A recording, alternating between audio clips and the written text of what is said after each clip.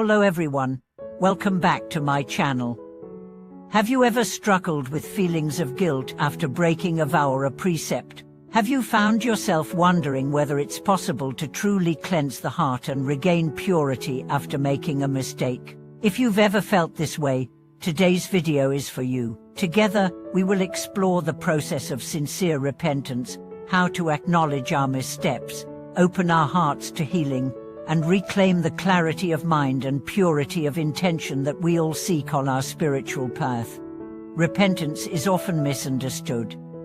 Many people view it as a form of punishment, a way of punishing oneself for errors made. But true repentance, especially within the context of Buddhist teachings, is not about self-condemnation. It's about returning to the path with a heart that is truly sincere, humbled, and open to change. It is an act of recognizing the mistake, feeling genuine remorse, and making a commitment to transform our behaviors moving forward. Through this process, we not only purify our minds, but also strengthen our resolve to stay true to our vows and principles. One example of this can be found in the story of Master Fuan, an ancient monk who, as a young practitioner, broke his precepts out of sheer ignorance and impulsive desire. He had failed to live up to the rigorous standards of the monastic life, which led to feelings of shame and despair. At first, he believed that he could never return to the same state of purity he once had, but through deep reflection, he learned that repentance is not about feeling defeated by our actions, but about cultivating the courage to stand up again with newfound wisdom and awareness.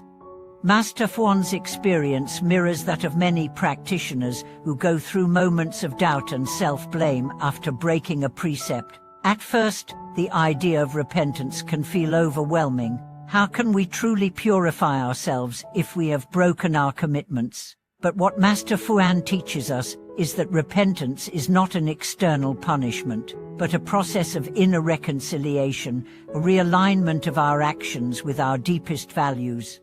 Let's break this process down.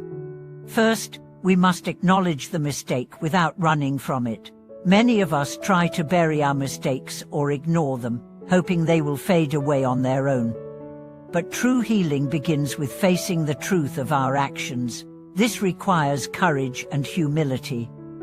In the story of Jan, a lay practitioner who had broken his vow of celibacy, he first had to face the reality of his actions. When he admitted to himself that he had strayed from his commitment, he felt a deep sense of remorse. This acknowledgement was not the end, but the beginning of his journey toward healing. After acknowledging the mistake, the next step is to feel genuine remorse. Remorse is different from guilt. Guilt is a self-punishing emotion that keeps us stuck in the past, while remorse is a heartfelt recognition of the harm caused and a desire to make things right. For Jan, remorse came when he reflected on how his actions had affected others, especially his family who trusted him. His remorse was not merely an intellectual recognition, it was an emotional understanding that arose from deep within his heart. This emotional shift is crucial. Without sincere remorse, repentance becomes hollow and mechanical. True remorse is transformative. It propels us to examine the roots of our actions, understand the patterns of behavior that led us astray, and make a genuine vow to act differently. It is a fire that burns away the dross of our ego and cultivates a fertile ground for growth. The third step in the process is making a firm vow to change. Repentance without a commitment to change is incomplete. This is where many of us falter. We may feel bad about our actions, but we fail to take steps to ensure we do not repeat the mistake. A genuine vow to change means that we actively engage in creating new habits, new behaviors, and new ways of thinking. It is not enough to simply say, "I won't do that again." We must actively put in the work to ensure we don't fall back into old patterns. Take the example of Leon, a young woman who had struggled with addiction for years. She realized that her addiction had been damaging not only to herself but to those who loved her. After seeking guidance from a mentor, Leon made a firm vow to change. She did not simply want to stop the destructive behavior, where she sought to create new, healthier patterns in her life, seeking out a supportive community, practicing mindfulness, and developing healthier coping mechanisms. The process of repentance for Lian involved both the recognition of her wrong actions and a deep commitment to transforming her life moving forward. Through these steps, acknowledging the mistake, feeling genuine remorse, and making a firm vow to change, we arrive at the final step, restoring our purity and renewing our vows. Purity in this context is not about achieving perfection, but about returning to our original state of clarity and goodness, untainted by the negativity of our actions. It is about wiping the slate clean and starting fresh with renewed dedication and integrity. Master Fuan, after undergoing this transformative process of repentance, was able to restore his commitment to the monastic life. He felt a renewed sense of purpose and a deeper understanding of the vows he had taken. His practice became more sincere, more focused, and more aligned with the true spirit of the Dharma. He had purged himself of self-blame and shame, and instead cultivated a deeper compassion and wisdom that would guide him for the rest of his life. In the end, sincere repentance is not about perfection, it is about the courage to admit our wrongdoings, the humility to feel remorse, and the strength to commit to change. It is through this process that we regain our inner purity and realign ourselves with the path of wisdom and compassion. As we continue to explore the journey of repentance and the restoration of purity, we realize that this practice isn't just about rectifying one specific wrong. It's a continuous process of personal growth, a cycle of refining our actions, thoughts, and intentions to align with our deepest values. Repentance isn't something we do once, but rather, it is an ongoing process that we engage in throughout our lives, whenever we veer off course. This is where the importance of mindfulness in daily life comes into play. True repentance requires not just looking back at past mistakes, but actively cultivating awareness in the present moment. It's easy to become complacent or fall into old patterns when we aren't paying attention. But through mindfulness, we can develop a keen awareness of our thoughts, emotions, and actions as they arise, giving us the opportunity to make conscious choices in every moment. This allows us to continuously purify ourselves, not by dwelling on past mistakes, but by taking responsibility for our actions as they happen. In the case of Mai, a practitioner who had been involved in a heated argument with a close friend, she found that through mindfulness, she could catch the rising anger before it took control. Instead of reacting impulsively as she once would have, Mai paused, took a breath, and remembered her vow of kindness and patience. This moment of awareness allowed her to gently redirect her emotions, transforming a potential conflict into an opportunity for understanding and reconciliation. For Mai, this was an act of repentance, not by confessing a past wrong, but by making a conscious effort to live in accordance with her higher principles in real time.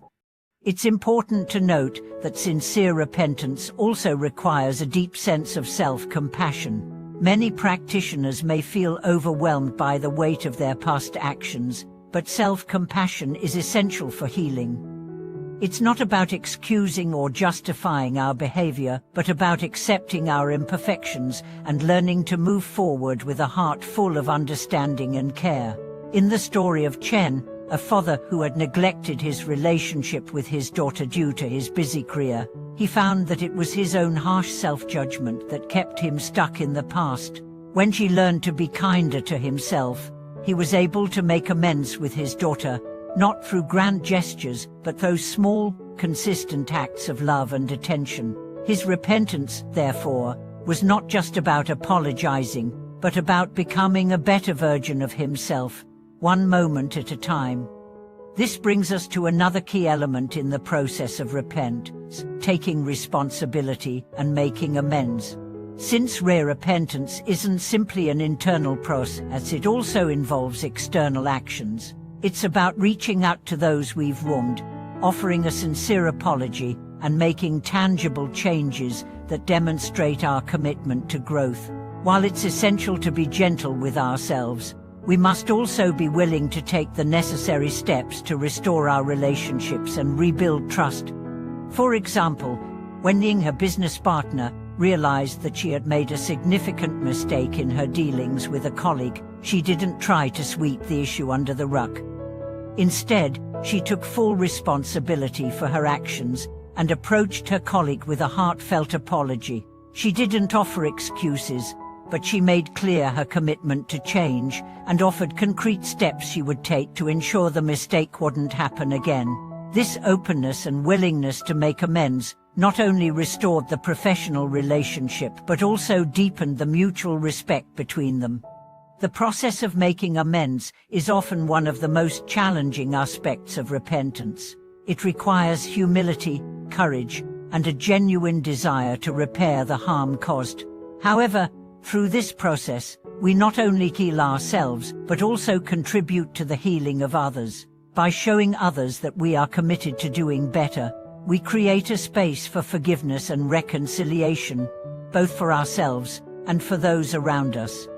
Another critical aspect of this journey is developing a deeper understanding of the vows we make. Repentance, in its truest form, involves reconnecting with the deeper meaning behind the precepts or vows we've taken, whether in a spiritual context or in our everyday lives. When we break a precept, it's not just the act itself that matters, but the deeper reason behind why we made that commitment in the first place. For example, a vow of non-harming is not simply about refraining from physical violence, but about cultivating a mindset of compassion, understanding, and care for all living beings. When we break this vow, it's a sign that we've lost touch with this deeper commitment. Through repentance, we reconnect with the underlying intention, reminding ourselves of the values that inspire our actions. Master Wei, a monk who had studied the precepts for many years, once shared that the most profound part of his repentance was not the ritual or the confession, but the reflection on the wisdom behind the precepts themselves. By reconnecting with the root of his vows, he was able to understand more clearly why he had made them in the first place. This deepened his practice and allowed him to approach repentance not with fear or guilt, but with a sense of renewal and clarity. It was this deep reflection on the meaning of the vows that helped him not only purify his actions, but transform his understanding of his entire spiritual path. Finally, we must remember that repentance is not an end, but a beginning. The process of repentance is a continual unfolding, a lifelong journey of recognizing our mistakes, learning from them, and making the necessary adjustments to align our actions with our higher aspirations. It is an ongoing process of becoming a better person, not through perfection, but through consistent effort and awareness. When we engage in repentance, we are also engaging in the process of self-transformation. It is not about achieving a particular state of purity, but about cultivating the qualities of mindfulness, compassion, and wisdom in each moment. Each step of the way, we are offered the opportunity to deepen our understanding, heal our relationships, and strengthen our commitment to the path. Thank you for watching this video. If you've gone through your own process of repentance or personal transformation, I would love to hear your experiences in the comments below. Don't forget to subscribe, like, and ring the bell so we can continue exploring the journey of personal growth and healing together.